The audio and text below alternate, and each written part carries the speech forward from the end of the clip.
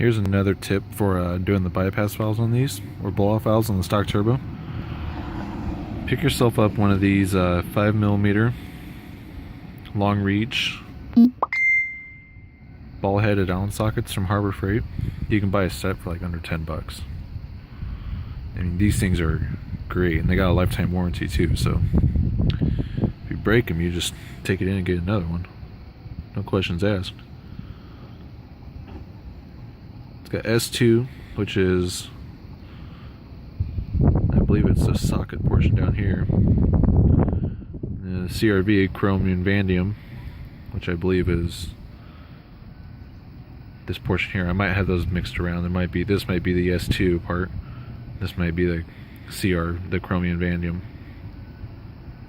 Anyways, get yourself a set of these. They're amazing for the price too. I've used mine a lot. Broke one once already, but got to replace, no questions asked. Alright, so this is a little video on the Breedt blow-off valve adapter for the Focus ST. Step one, what you're going to want to do: jack up the vehicle, take the tire off, take the wheel and tire off, remove your bypass valve from the factory one, open up the package and get out your parts. This is the factory bypass valve.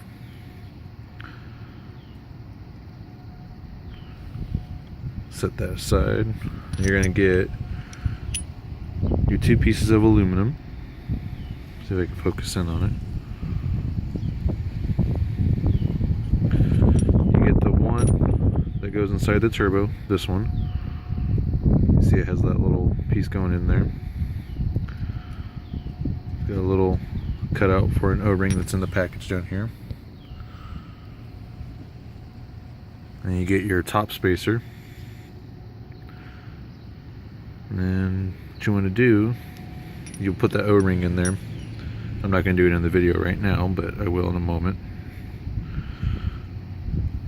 So this piece will go on the bottom. Your valve will stay just like this from the stock orientation. And you want to install it into this piece. You'll want this part facing, you want your valve touching this part, so I'm just going to throw it on there real quick. As you can see, the diaphragm goes on the front into that little groove, the spring, and then the plastic part.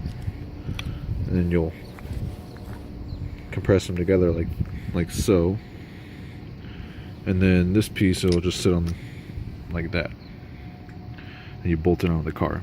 So I'm gonna stop the video from here, and then I'll pick up once I have it installed. Okay, so I got the adapter installed on the valve. I did not put that bracket back on. I hate putting it back on, so I'm not putting it back on for this. So I'm gonna find a place to set my phone down and start the car up and see if I can make it pop off. I have not started the car yet, so I don't know how it sounds.